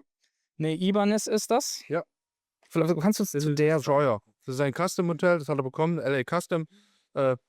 Destroyer-Modell quasi. Einer der letzten, die angeblich Ibanez gemacht haben, weil da jetzt irgendwelche Lawsuits laufen. Und da wollen wir nämlich hinaus. Das ist nämlich noch eines der. ja, und das ist angeblich laut unserem A&R-Typen von Ibanez die letzte oder eine der letzten, die gebaut wurden. Das ist sehr schöne, sehr, sehr schöne Gitarre. Alles nach Specs von Sammy. Das hat er rausgesucht, wie er es wollte. Quasi alles. Mit Sustainer. Weil das von Sammy immer sehr wichtig. Der kann das beim Solo spielen und so in Enden und sowas. Hat er einen Sustainer drin, den er immer benutzt. Das ist quasi alles. Jahrelang hat er, glaube ich, nämlich dieses Modell gespielt. Das ist jetzt seine Zweitgitarre, Backup-Gitarre geworden, Backup-Gitarre. Und da gibt es natürlich den Chef des Hauses, der irgendwie gefühlt auf jeder Tour ein anderes Modell hat. Was spielt Mille auf dieser Tour? Auf dieser Tour spielt der Mille seine SW. Das ist quasi diese da. Ist auch, Mille spielt fast nur Custom-Modelle. Und das ist auch sein Custom-Modell von vor 2 Jahren hat er es bekommen oder letztes Jahr, sowas. Was war das gleiche, muss ich kurz überlegen. Eschen Corpus und Maple Hals, EMG-Pickups. Für ihn ist besonders, dass er Kahler Tremolo spielt. Das ist für ihn ganz wichtig, weil es kommt einfach besser klar damit. Und ansonsten ist es einfach eine Gitarre. Es gibt noch einen Special-Effekt an der Gitarre. Special-Effekt. Und auch die schönen M's in den Riff. Oh ja. Oh ja, okay. Möchtest du doch haben? Nee. Aber ist ja schon special, ne? Ja gut, das ist jetzt eigentlich nichts Special, das ist einfach nur Fiber Optics hier. Und wir haben Licht. Dann haben wir für den Miller haben wir ein extra Inlays kreiert. Der wollte bestimmte Sorte von Inlays haben, die konnten nur bei ESP leider nicht machen, wegen geschützt und so. Und dann habe ich mich hingesetzt und habe einfach neue für ihn gemacht, die Miller-Amps. Auch nicht schlecht. Und dann haben wir noch hier, einmal vielleicht für die Kamera, man kann auf die Kamera sehen, nämlich Licht hier, damit der liebe Mille weiß, wo er in welchen Bund reingreifen muss. Nicht nur eine Dark Dots, sondern Fiber Optics quasi das. Wenn dunkel, dann sieht man. Von deiner Erfahrung, das ist jetzt nicht deine erste Dankbare Gitarre ist das. Genau, nicht. Darauf wollte ich nämlich hinaus. Das ist nicht deine erste, sage ich jetzt mal, Tournee. Wie hat sich quasi auch so das Gitarrenmaterial im Laufe der letzten Jahre auch entwickelt? Ich sage jetzt mal Stichpunkt Tuning ist ja immer so eine Sache, gerade wenn halt Bands auf Tour sind und spielen dann tief gestimmte Gitarren. Da gibt es ja auch verschiedene Tipps und Tricks, wie man das also so anpassen kann. Aber generell würde ich einmal so gerne wissen, auch gerade von ESP, ich weiß, vor 20 Jahren hatte ESP nochmal ja, was heißt ein anderes Standing als heute, würde ich aber schon so sehen. Aber wie hat sich das so entwickelt? Da kann ich gar nicht viel dazu sagen, weil ich bin hierher gekommen, da hatten die Jungs schon ESP, das war quasi alles so, wie es ist. Also nach der Jackson-Phase. Genau, ich bin nach der Jackson-Phase gekommen und für mich, bin reingekommen, habe dann Miller immer mehr beobachtet, wie er spielt, was für ihn wichtig ist, wie er die Gitarre handelt und alleine das Laufen, wie er läuft und sowas, dann habe ich drauf geachtet und daraus haben wir dann die neueren Modelle entwickelt. Das ist noch sein älteres Custom-Modell. Das ist diese King-V, die er da hatte. Ganz ruhig auch mal zeigen für die Zuschauer, dann meckern die wieder. Warum hast du nicht die Gitarre gezeigt? Diese da, die ist bloß gerade, da funktioniert gerade was nicht. Deswegen benutzt er die diesmal nicht. Das ist das alte Modell und das haben wir dann einfach ein bisschen angepasst ein bisschen näher auf ihn spezifiziert quasi. Haben sie die Skala ein bisschen kürzer gemacht, dann haben sie alles so gemacht, dass er besser damit spielen kann. Das war so die letzten Aufgaben, die ich hatte. Quasi. Das eine sind natürlich die Gitarren, das andere sind natürlich auch die Gitarrenplektren. Da gibt es ja auch verschiedene Größen, Formate und auch Dicken. Hattest du auch schon mal irgendwie sowas, dass die Band irgendwie einen Song hatte und sagte so, ja, irgendwie klingt das nicht so. Und da war für dich so, ja, probier doch mal irgendwie eine andere Dicke, dann klingt das auch ein bisschen fetter. Oder hattest du mal irgendwie In dem Fall gab es hier bei Creator gab es nicht. Ich hatte es bei anderen Bands schon, aber bei Creator, die sind da relativ dankbar. Was spielen die da für die Technik-Nerds? Was wäre die nächste Frage? So, jetzt hast du über die Plektren angesprochen, aber was ist das für eine Dicke und was ist das, was die da haben? Wir alle haben diese Pick Me Company. Die Jungs von Fürth sind die. Der Fred spielt die 088er, die Standardform. Miller spielt die Jazz 1 mm und der Sammy spielt diese Triangle Form, auch Heavy ist das. Das ist quasi Lernzeug. Und wo deine Erfahrung jetzt nach, wo sind da jetzt so die Unterschiede? Wahrscheinlich im Grip, natürlich klar in der Größe dann, aber Es klingt anders. Es klingt einfach anders, wie man wenn ein hartes Blackroom das Seil anschlägt, klingt es einfach anders, als wie eine weiches. Das ist ganz logisch quasi. Und für den Miller ist es schöner, weil er das besser halten kann. Sammy, der dreht das immer in der Hand, je nachdem, wie er es gerade braucht. Und der Fred, der spielt einfach Sens. ja, was ich noch gerne abschließend einmal sehr gerne erfahren wollen würde, ist, ihr kommt reingerollt in eine Halle. So, wann beginnt dein Arbeitstag und wie startest du diesen und wie entwickelt sich das im Laufe des Tages? Mein Arbeitstag. Ich starte quasi mit Load-In. Ich mache den Truckload mit und da kommen wir rein und sobald meine Ecke frei ist, diese 6 Quadratmeter, die ich quasi brauche, stelle ich mein Zeug hin, baue das alles auf und dann mache ich die Seiten neu, kümmere mich um die Instrumente, mache das alles klar Schiff und dann kommt der Soundcheck. Dann machen wir Line-Check erst und dann kommt der Soundcheck und dann erstmal Schluss. Dann habe ich erstmal Pause bis zur Show, dann muss ich die ganze Vorbereitung machen von Bühnen, Wasser, Setlisten, Handtücher, all das ganze Zeug, bis dann zum Ende der Show, wo wir dann zusammenpacken und einladen wieder. Paddy, vielen lieben Dank für deinen Eindruck hier und auch in deine ganze Gitarren- und Basswelt. Und für euch geht's weiter.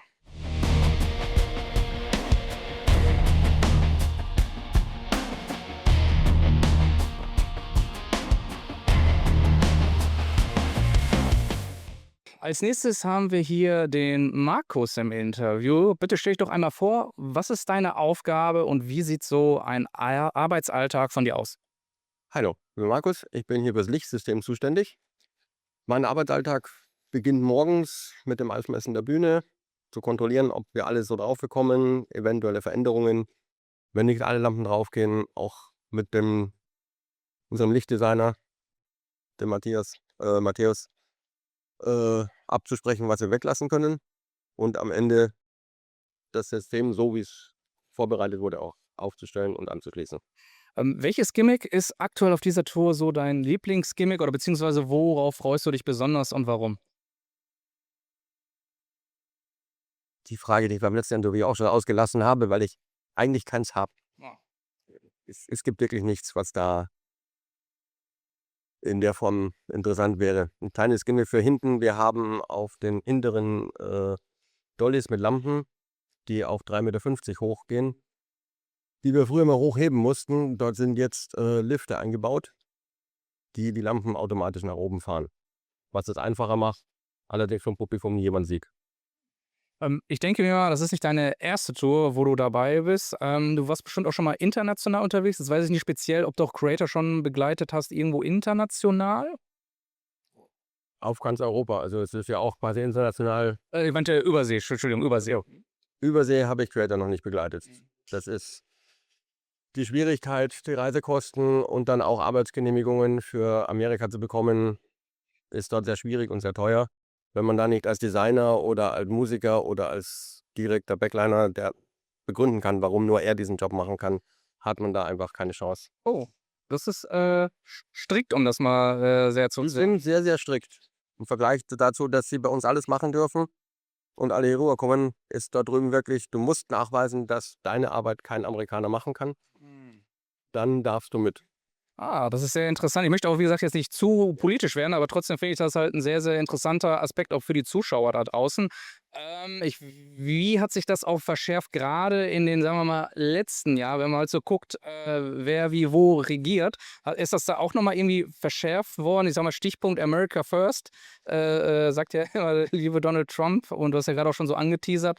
Aber als es dadurch nochmal auch so eine besondere Verschärfung bekommt, dass dann gesagt wird, so, ja, kommt nur noch mit einer Ami-Crew, sag ich mal, irgendwie, oder wie ist das da? Ja, also diese Arbeitsvisa-Regelung war auch vorher schon sehr strikt. Also das auch ein Amerikaner machen kann. Und wenn das nicht nachgewiesen ist, dass wir wenig Chancen haben, rüberzukommen, war auch schon seit Jahren so. Haben alle vorige Präsidenten gemacht. Aktuell verschärft man das Ganze in Form, dass Nachweispflichten wie Offenlegung von Social Media, E-Mail-Verkehr, Telefongeschichten. Das war früher Option, soll jetzt zur Verpflichtung werden. Man hat es jetzt nochmal verschoben. Man hat für alle schwieriger gemacht, nicht nur für uns. Was ich sehr, sehr gerne wissen wollen würde, um zurück auf deinen Job zu kommen, und zwar an welches Glied in der Kette quasi, wenn es um das Thema, sag ich mal, Aufbauen geht und dann auch so ganzen Soundchecks, wo bist du da? Wo fügst du dich da ein? Das war so eine gute Frage. Das Ganze ist eine Teamarbeit. Es ist jetzt nicht so, dass einer mehr, einer weniger. Ich komme relativ früh mit rein, da ich auch festlegen muss, wo meine Lampen alle stehen, ob ich den Platz dazu habe, dann auch schauen muss, dass man nicht die Wege der Musiker irgendwie verstellt. Es ist schwer zu sagen, sich da irgendwo einzuordnen. Der eine ist wichtiger, der andere weniger. Es ist Nee, geht nur, wie gesagt, jeder hat ja seinen festen Job und da gibt es ja bestimmt spezielle Abläufe. Ich sag mal, als erstes kommt das rein, dann wird der Soundcheck gemacht, dann wird Feuer geprobt, dann wird Licht gemacht. So meinte ich das, eher so die Richtung. Also im Endeffekt, das Licht geht immer sehr, sehr früh rein, weil es auch zeitaufwendig ist, das Ganze hinzustellen. Backline der hat seinen Schlagzeugreiser, baut sein Schlagzeug auf, was auch umfangreich ist. Aber ich habe halt dann doch teilweise bis zu 80, 90 Lampen, die größtenteils vormontiert sind, aber auch die müssen gestellt, müssen viel verkabelt werden. Deswegen ist das Zeitaufwendige bei mir etwas höher und deswegen gehe ich auch früher rein.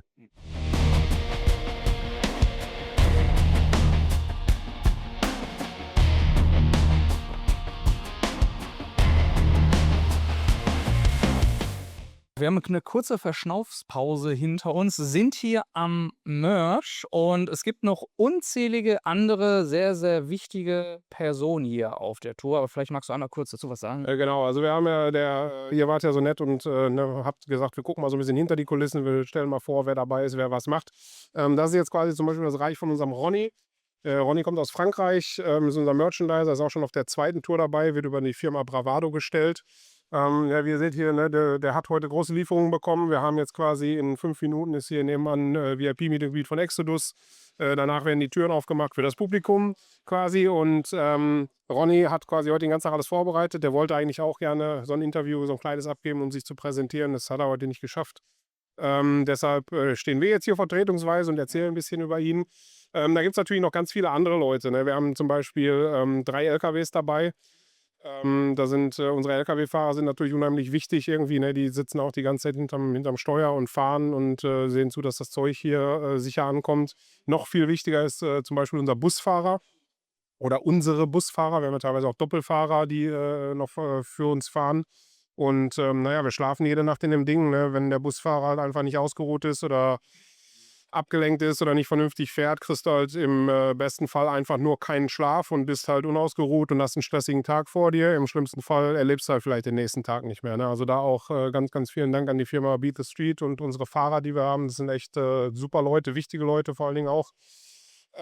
Genau, wen haben wir noch? Wir haben noch einen Produktionsleiter, den Peter, der ist eher ein bisschen kamerascheu, der möchte einfach nicht vor die Kamera treten, das ist auch vollkommen in Ordnung.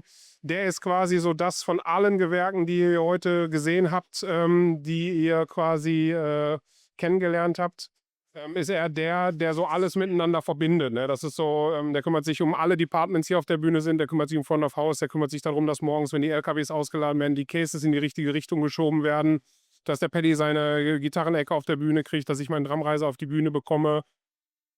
Produktionsleiter halt, der macht halt quasi alles. Ne? Und genau, das sind so die Leute, die haben wir jetzt nicht unbedingt abgehakt. Es gibt in der Regel noch für die Anna, die ihr auch kennengelernt habt, einen Systemtechniker, der ihr quasi hilft, die Sachen zu verkabeln, Leitungen anzuschließen und so. Da haben wir diesmal keinen dabei. Und da ist so ein bisschen der Markus, der Janni, die ihr auch gesehen habt, die helfen dann so ein bisschen mit in allen Gewerken. Da hilft man sich gegenseitig. Ja, ansonsten, genau, das ist quasi Ronny. Ronny ist heute very busy. Bonjour. I'm sorry. Hello. No problems. Ronny.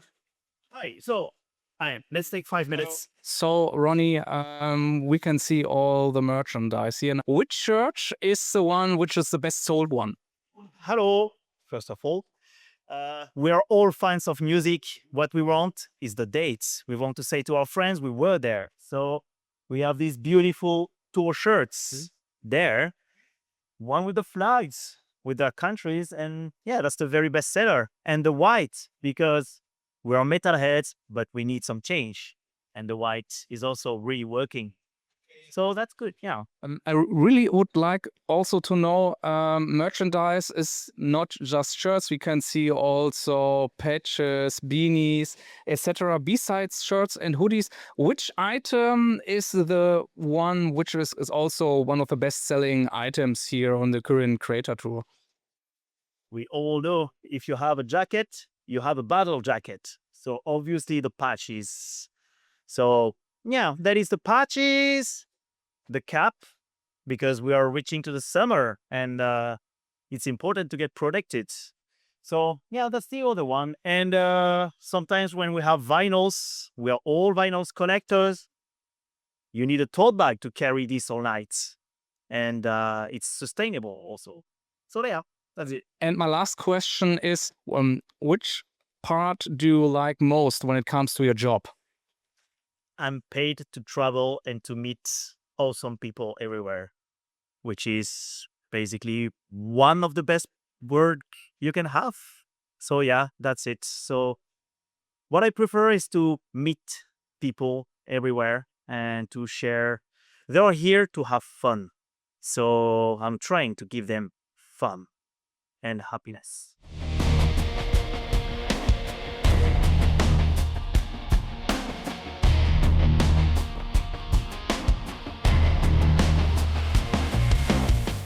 Wir sind jetzt hier im Produktionsbüro und haben hier noch den ein oder anderen Gast für euch. Und zwar neben mir die liebe Ilaria, welche unter anderem Tourmanagement-Assistentin ist. Sie kommt aus Italien, daher werde ich wieder ins Englische überswitchen. So, Ilaria, could you please explain our viewers out there how would you describe your job? How does a regular day on tour look like? So basically, I need to check that the dressing rooms have everything we need, either for the crew and for the band, that everybody is happy. You know, if there's anything missing, we need to find a way to get it as soon as possible. And then, yep, reply some emails, print out the day sheet, the set list, and bring the band in time to the stage. What do you like most when it comes to your job? I like most. I like the fact that I know that I have everything under control. That if something is missing, I can go and get it, and that I can help everybody to feel like happy and have a smooth day. And if I get it also right, you said you're also managing or directing the VIPs, which means the fans can meet the band, for example. And was there some kind of crazy story which you comes up in your mind? You're thinking, yeah, that was a pretty damn good moment, silly moment. Is there any kind of story? I find interesting that some people come to the meet and greet of the same tour 5, 6, 7 times. This is for me very, I would say crazy, but it's like I admire these people, you know, because they are real fans, you know. Yeah, definitely. And definitely thank you very much for your time. We have a lot of things to do. So that's the reason why we are switching to the next person.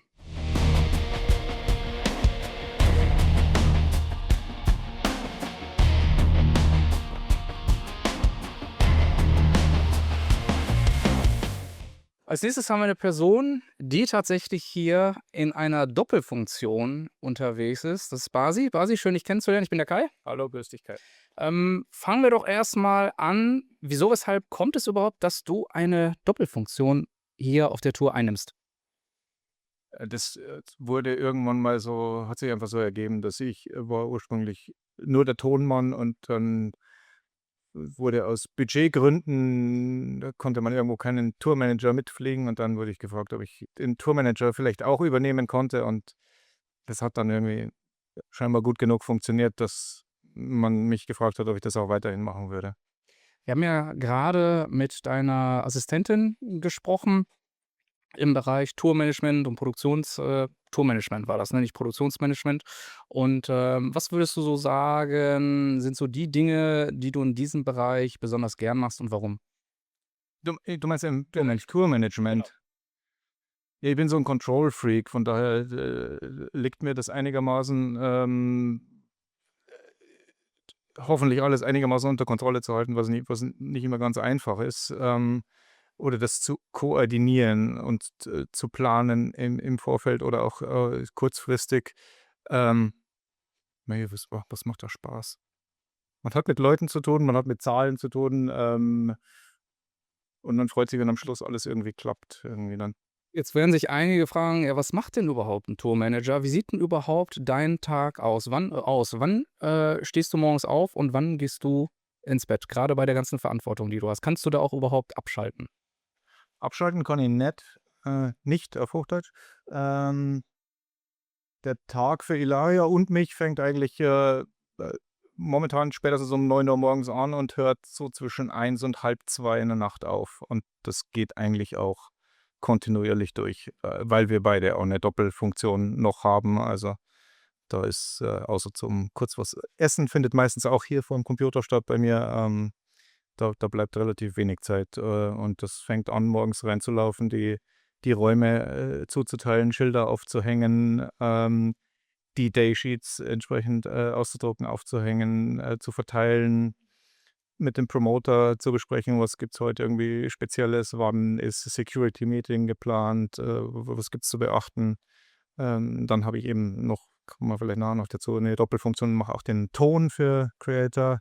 Das heißt, ich muss dann aber an einem gewissen Zeitpunkt auch mich hier aus dem Büro losreißen und runter ans Mischpult und da mal 1, 2 Stunden der Dinge walten und dann wieder zurück an den Rechner und dann abends wieder zurück ans Mischpult und dann wieder zurück an den Rechner. Und dann am Schluss sind wir halt die Letzten, die noch die sogenannte Idiotenrunde machen und nochmal durch alle Räume gehen, schauen, dass keiner was vergessen hat.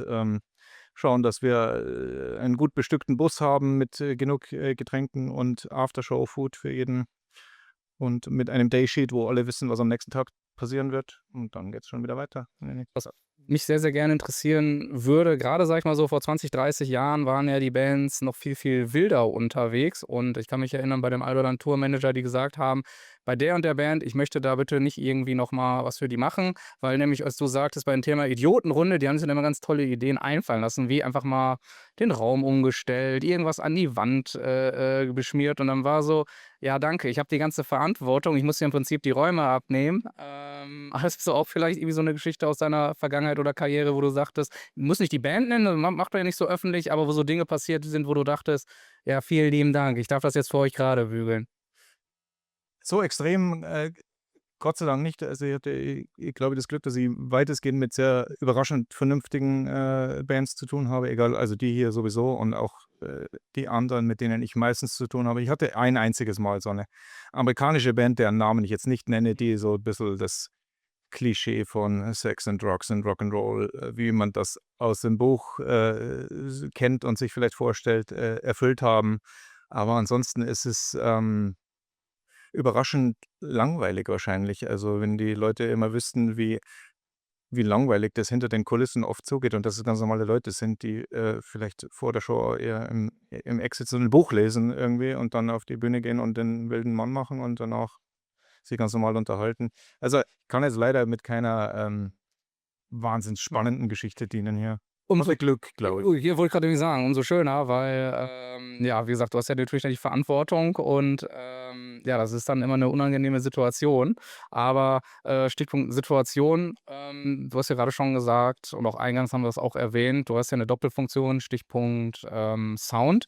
Wie sieht das da aus? Kannst du einmal kurz so ein kleines, für die Technik-Nerds, einmal wie soll ich das sagen, einmal so ein eine Übersicht geben, ganz grob, was hast du da vor dir und wie funktioniert das? Auch grob vielleicht auch einmal zu erklären für jene, die das vielleicht interessiert, aber die da überhaupt noch gar nichts mit anfangen können.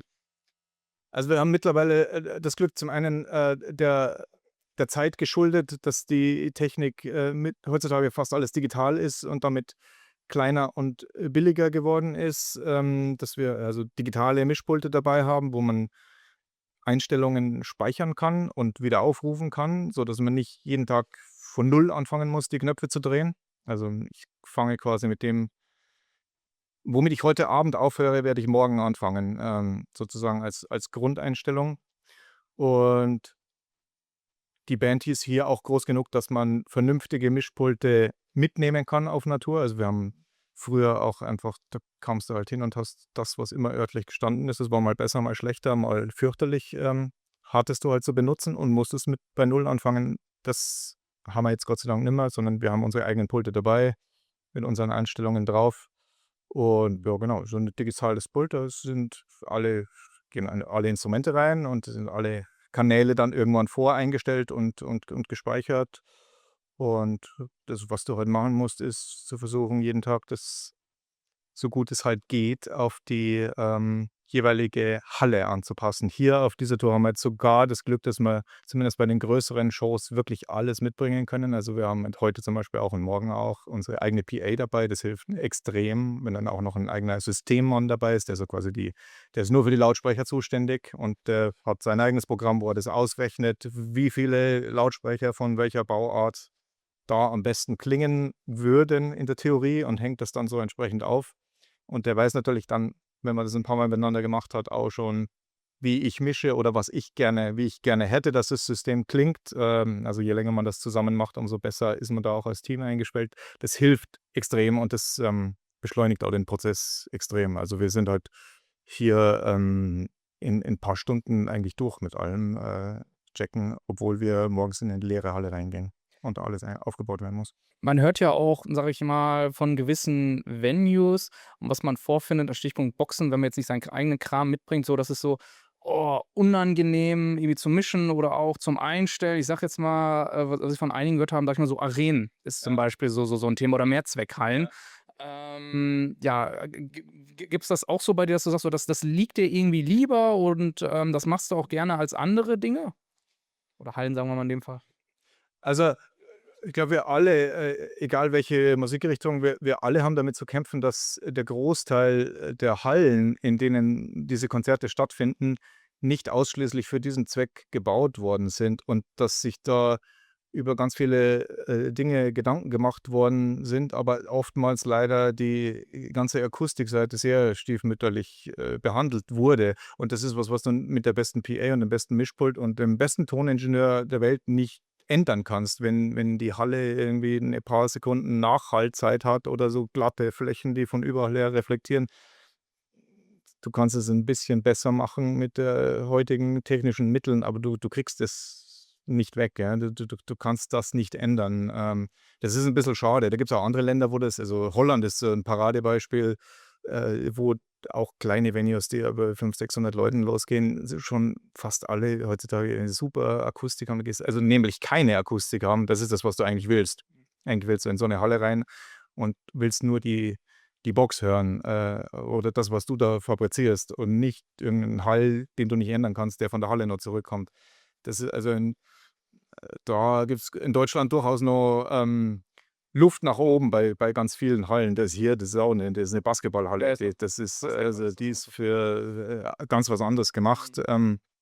Morgen soll es ein bisschen besser sein in Berlin. Die ist schon eher für so Konzertereignisse gemacht. Also es gibt immer Ausnahmen, die das bestätigen, aber ich sage mal, 70-80% der Venues in der Größenordnung, die du bespielst, sind Hallen, die in irgendeiner Form Mehrzweckhallen sind und nicht akustisch optimal sind. Die einen sind schlimmer, die anderen sind schwächer. Und das andere Übel, was du manchmal hast, das hatten wir jetzt gerade auf dieser Tour, hatte ich eine Show, das war die schlimmste für mich, wo du mit einer Hausanlage spielen musst aus Kostengründen, die da seit 30 Jahren hängt und vor 30 Jahren schon zu klein war, aber jetzt halt nicht nur 30 Jahre alt ist, sondern auch durchgenudelt und das halt einfach, egal was du dann machst, das wird nicht geil. Das wird, ja, also mit Auto mit 3 Reifen fährt irgendwie, aber macht keinen Spaß. Ja. Das ist das andere, aber haben wir Gott sei Dank selten. Ja. was du gerade sagtest, Stichpunkt Niederlande und Sound, kann ich auch so bestätigen als Besucher, wo ich mir dachte, abgefahrene Location, mega geile Akustik. Ich habe so einen meiner Lieblingsclubs in Anführungszeichen, das Dornröschen. Das ist so total auch abgedreht, auch irgendwie logistisch mit dem Tourbus. Der fährt dann irgendwie rückwärts rein, dann gibt es so eine Rondell, fährt das hoch. Ja, da war ja schon, ja. Genau, das ist so mega geil. Die sind eigentlich, will nicht sagen irgendwie weiter oder auch irgendwie moderner, aber das ist dann irgendwie, du merkst halt so, dass die Musik und die Hallen, die sie da bauen, nochmal irgendwie so nicht anders leben, aber nochmal anders zelebrieren. So, das finde ich dann sehr, sehr schön, auf welchen Ebenen damit gedacht wird. Auch wie gesagt, gerade mit den Turbos, weil die sich dann Gedanken machen, die müssen ja irgendwo reinkommen und haben die ganzen Musiker und die haben das ganze Zeug und Equipment. Ja, wie können wir es für die machen? Aber wir haben einen begrenzten Raum, gerade in Holland, weil das ist ja alles hochgebaut und nicht in die Breite gebaut. Ja, wir machen halt so eine Mechanik. Ich glaube, also von dem, was ich mitbekommen habe, ist, dass, glaube ich, die staatlichen und städtischen Gelder dort anders verteilt werden oder da andere Töpfe bereitstehen, als das bei uns ist. Also dort fließen wesentlich mehr öffentliche Gelder in Kultur, die das halt möglich machen, dass die dann da so tolle Venues bauen können. Aber da sollten gerne mal von uns hier ein paar rüberfahren und das ja nur klar über die Grenze sich das anschauen, weil das ist wirklich fast jedes Venue da drüben ist einfach super und das macht dann auch mehr Spaß, für alle mehr Spaß. Nicht nur für uns, sondern ist ja auch für die Besucher natürlich ein anderes Konzerterlebnis. Also will ja jeder einen guten Sound haben eigentlich. Und wir wollen das natürlich auch unseren Besuchern bieten, aber wie gesagt, manchmal, die Halle kannst du nicht ändern. Ja, da ist so, wie sie ist. Ja. Ja, Basi, vielen lieben Dank für deine Zeit und auch die Einblicke und den Austausch. Ich wünsche dir noch weiterhin alles Gute auf der Tour und wir sehen uns bestimmt mal irgendwann wieder. Sehr gerne. Dankeschön. So, ja, wie man sehen kann, die Tour ist zu Ende. Wir sind nicht mehr auf Tour, wir sind vor ein paar Tagen nach Hause gekommen, haben alles wieder eingelagert und bereiten uns jetzt auf die USA-Tour vor, die nächste Woche losgeht. Und der Kajo war so lieb und hatte mir quasi eine erste Version des Videos zugeschickt. Und dabei ist mir aufgefallen, dass wir in dem Part, wo wir am Merchandise standen und die Leute erwähnen wollten, die nicht Teil des Videos sein wollten oder aus zeitlichen Gründen nicht Teil des Videos sein konnten, dass wir die einmal mit erwähnen. Und da kam dann plötzlich ja doch der Ronny erfreulicherweise ins Bild gesprungen und hat sich noch zu einem Interview Zeit genommen, was super war. Und genau, dabei ist allerdings so ein bisschen untergegangen, dass wir, wie gesagt, noch ein paar Leute dabei hatten, die nicht Teil des Videos geworden sind. Da ist zum einen die Wirkung-Crew zu erwähnen, die quasi bei unseren Vollproduktionen, das heißt, wenn wir auch eigenes Lichtendach mit dabei hatten und eine eigene PA dabei hatten, die uns dann nochmal mit einem extra Nightliner und auch noch einen zusätzlichen Truck mit Material unterstützt haben, also mit einem extra Nightliner, weil es halt einfach irgendwie, ich weiß gar nicht, 9 oder 10 oder 11 Leute waren, die da nochmal zusätzlich, ich habe vorhin gefragt, die haben es mir gesagt, ich habe es vergessen, wie viele Leute in dem Bus waren. Es tut mir leid. Nichtsdestotrotz sind diese Leute Teil der Crew, gehören bei uns einfach mit dazu, unterstützen uns tatkräftig, sorgen mit dafür, dass einfach ja, die Band so auf der Bühne dasteht, wie sie am Ende dasteht. Ne, das sieht man dann immer daran, wenn eine Vollproduktion war, hatte der Lodder, unser Lichtler, in der Fronttraverse von der Bühne oben in der Truss 3 Lampen in Form von umgedrehten Kreuzen dabei. Das waren dann so kleine Gimmicks, die der Lodder dann da noch irgendwie mit eingebaut hat. Wie gesagt, wir hatten eine eigene PA, dass es dann auch irgendwie nochmal eine Nummer besser klang und einfach auch ein bisschen schöner war. Da sind irgendwie nur nochmal eine ganze Rutsche Leute, die da morgens, bevor wir als Bandcrew, sag ich jetzt mal, in die Halle reinkommen, sind die schon irgendwie 1,5, 2 Stunden vorher da, kraxeln da im Dach rum, machen da Licht und PA fertig für uns und sind auch, wenn wir abends aus der Halle rausgehen und fertig sind, abgebaut haben, der LKW bei uns zu ist, dann sind die teilweise immer noch zugange, holen die Sachen aus dem Dach wieder raus und sind ja auch irgendwie erst 1, 2 Stunden nach uns fertig, bevor deren LKW zugeht. Also die Firma Wirkung, die uns da die Crew zur Verfügung gestellt hat, super Leute. Und ja, auf der Reise bis hierher wurde ja auch schon mehrfach erwähnt, der Janni zum Beispiel hat sich auf die Posts bei Instagram und Facebook bezogen, wo man dann unser Bühnenbild sehen kann, was in Hamburg leider nicht in voller Größe zu betrachten war. Aufgrund von Restriktionen durfte kein Feuer gemacht werden. Aufgrund von zu niedriger Dachhöhe durfte dieser Inflatable über dem Schlagzeug, aber konnte der Inflatable über dem Schlagzeug nicht aufgehangen werden. Genau, und bei diesem Hinweis zu Social Media, sprich also Instagram, Facebook, TikTok, YouTube, was auch immer da bedient wurde, da sei natürlich auch die Sabrina von Visual Evidence erwähnt, die uns da tatkräftig auf Tour unterstützt hat, mit bei uns dabei war, jeden Tag Videos, Fotos und auch Interviews mit uns und mit der Band und mit anderen Leuten von den anderen Bands, die hier dabei waren und auch mit den Crews von den anderen Bands, die dabei waren, gemacht hat und ja, einfach auch einen super Job gemacht hat, uns da tatkräftig unterstützt hat, was natürlich heutzutage auch ein ganz, ganz, ganz wichtiger Teil ist von der Außenwirkung der Band, also wie die Band nach außen dargestellt und repräsentiert wird.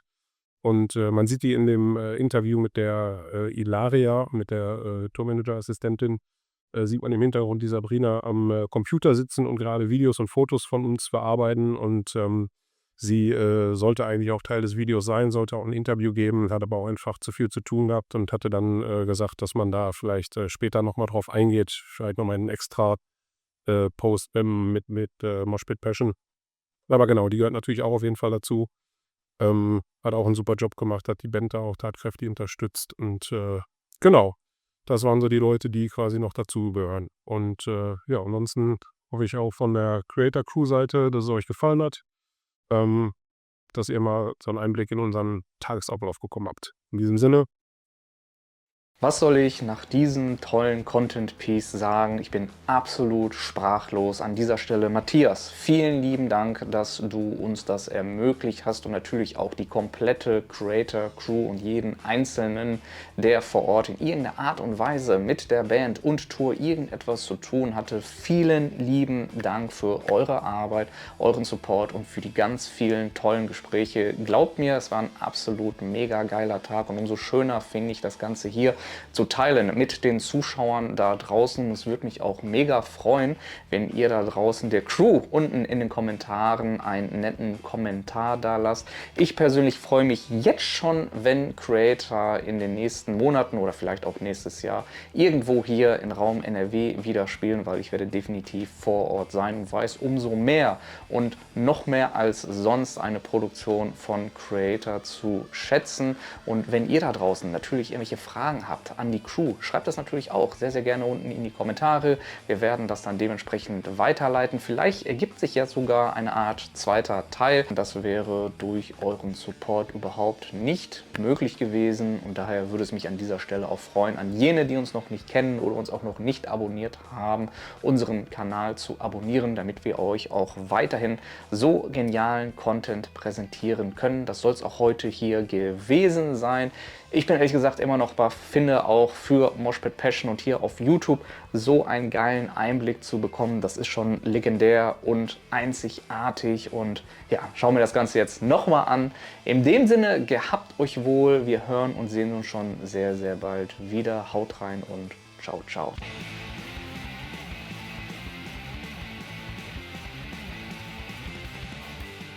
Moshpit Passion, you know, for the passion of music.